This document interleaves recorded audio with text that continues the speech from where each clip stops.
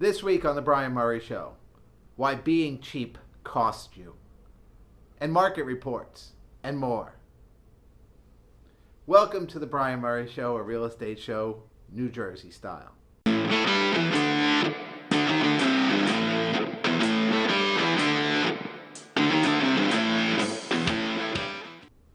I'm Brian Murray, and today's discussion point is why being cheap costs you. Everybody likes to save a dollar. Everybody, more importantly, doesn't like to spend a dollar they think they don't have to. Look, some people do their own taxes, save a few dollars. We all know how that works out. Some people will do their own plumbing. We know how that works out. So sometimes people think that they can save a dollar by not doing something, not even doing it themselves, like trying to sell their home. Like, oh, hey, that realtor only sells like thousands of homes, and I'm just going to sell it myself because I can do that because I've never sold a home before. But that guy's been doing it 20 years, 1,000 homes. I can do it just as well. Great. Let me know how that works out. But that's not what I'm talking about. I'm talking about why being cheap costs you. Specifically, cheap attracts cheap. And that's really the truth of it. Cheap attracts cheap. Like, you ever tried to, sell something on Facebook Marketplace or the old Craigslist or whatever, and you made it like really cheap because you just kind of wanted to get rid of it. And then the people who come to see it, they always want a deal. They always want a deal. Like, you've got this thing that, I don't know, like a couch. Really nice outdoor couch that you're basically giving away, $75, right? It's really nice. I mean, clearly you spent like $1,000. You're not getting $1,000. You're not getting $500. But you just want to get rid of it for $75. You'll probably stick around for $150, but $75, you just want it out of your house. And then, no matter what price you put on it, $50, $75, somebody's going to come in, and they come in, they're like, oh, hey, would you take like $40 for it? Cheap attracts cheap. So, when you're out there as a home seller, and you think, hey, I don't really need to redo those floors. That's a waste of money. I don't need to repaint those cabinets. That's a waste of money. Hey, I can get the same price if I don't paint. So little tiny things in the scheme of your $800, $900 million house that you cheap on because you don't think anybody's going to notice, or they're going to give you the same price regardless. And then what happens is that somebody comes in and they're like, yeah, it doesn't feel right, it doesn't look right, I'll pass. Or it has an old kitchen. So I didn't put the $20,000 into the kitchen. I just decided, I'll get away with it the way it is, and they'll still give me the same price. Well, they don't. And here's the thing, especially with the kitchen. Right now, people can borrow money for about $400 for every $400 a month for every $100,000 they borrow. So your $20,000 kitchen is about $80 a month to them. So they look at that as an affordable expense. They're willing to spend the extra $80 a month. The people who aren't willing to spend the $80 a month are people who are cheap. They are the ones looking for the deal. They're like, this guy didn't update his kitchen. I'm going to do it, and I'm going to get the value from it. So I'm not going to give that guy what he wants. I'm going to undercut him because cheap attracts cheap. And then you get low bid offers, and you get cheap people who are trying to squeeze the money, the value for themselves and not for you. So the next time you have something where you think you're saving money by not putting money in, just know how it's going to turn out on the back end. This is today's discussion point with Brian Murray. Weekly market numbers, August 31st, 2021, Hoboken, Jersey City. A lot of these are 30-day look back, so it's really the August numbers. So let's dive right in and see what we've got. Hoboken, 164 condos available. This number has consistently declined over the past month. Now, I think that you're going to start to see right next week after Labor Day that pop again. Last 2 weeks of August is not the most desirable time to put your home on the market, simply because a lot of people are away and you want to get that quick pop. So look for next week to be the pop week. Last 7 days, 19 homes on the market. As I said, not a lot of activity there. Last 30 days, 69 homes are on the market that are still there 30 days later. So that's 69 of 164. So that means there's almost 100 homes that are over 30 days on the market.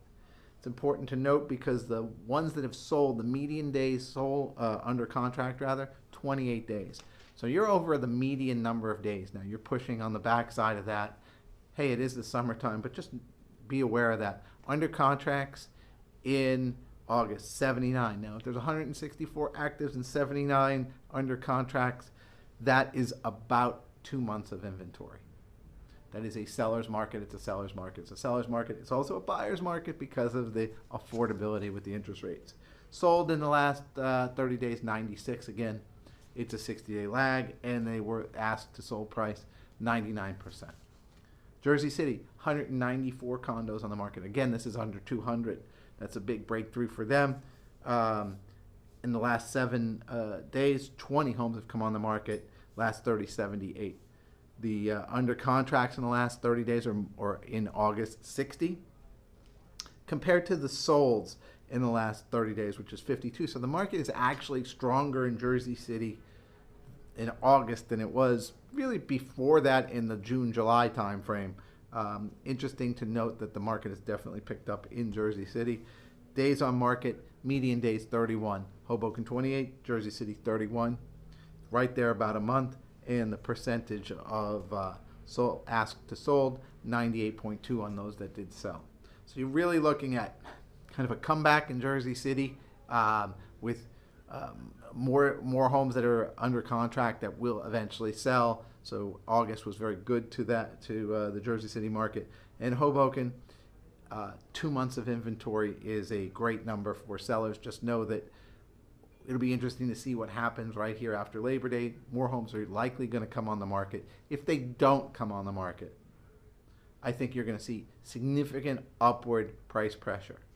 If we're not here in 2 weeks from now talking about 205 homes on the market or more, start to look for significant upward price pressure. This is Brian Murray with the Weekly Market Report, Hoboken, Jersey City. The good, the bad, the ugly. August 31st, 2021, better known as the good, the better, the best. Because it's the end of the summer, we're good, we're better, we are best. And let's get right into it. The good, investors. Just read that there are cities like Atlanta, like Phoenix. 1 out of every 4 single-family homes sold is to an investor. People are buying. The market is buying. When an investor buys a home, there's some underlying solidness to the market. That an investor is not a short-term person. An investor tends to be a 5-10-year hold, sometimes 15-year hold person. It's not a quick turnaround. It's not a I can't afford the mortgage on it. I lost my job on it. An investor is a long-term stability. So you're looking at, if you're starting to eat up these homes in these markets, that's good for everybody else in the market. Not like right now when they're paying the price, but when they go to sell in 5 to 10 years, there's that inventory that's not there, and it's buoyed by this underlying bedrock. Better. The rent eviction moratorium is now over, and this is a real estate show, and we need to talk about investors and landlords, small landlords, not big people, Black Rocks.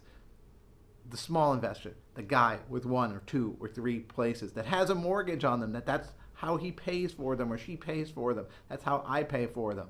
So, it's all well and good that the CDC gets involved in, deciding on what's a health risk or not a health risk. But honestly, what's a health risk to a small landlord is the anxiety of having to pay a mortgage when they're not getting any rent and they can't get the person out.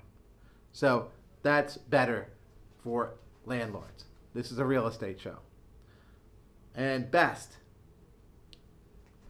did you know that eating one hot dog takes off 35 minutes of your life? Imagine that. The best thing to eat, a hot dog, only takes off 35 minutes of your life. And this is not like the 35 minutes of life when you're 18 years old and you're, enjoying life, or 21 and you're dancing. This is like when you're 99 years old and you're like decrepit in the nursing home in a wheelchair with dementia. Fine. I'm eating all the hot dogs I can get right now because I'm just preventing those crappy days of dementia later on. So, hey, it's Labor Day weekend. Make sure you eat a hot dog. And when you think about those 35 minutes you're giving up, eat two. I'm going to leave you with some inspirational quotes here. One from Napoleon Hill. The best way to get favors is to start handing out favors. Think about that.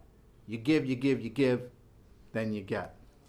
And Mahatma Gandhi says, if you don't ask, you don't get. So you got to give, and then you got to ask in order to get.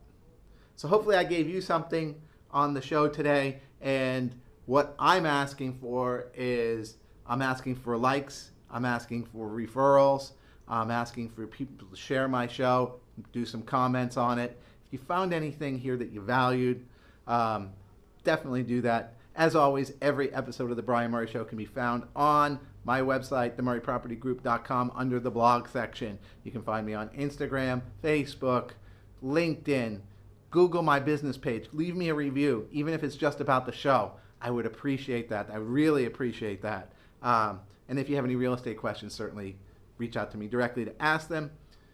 And as always, if there's anything in the show that you disagree with, reach out to me directly, and I'll show you why you're wrong. Thanks for watching.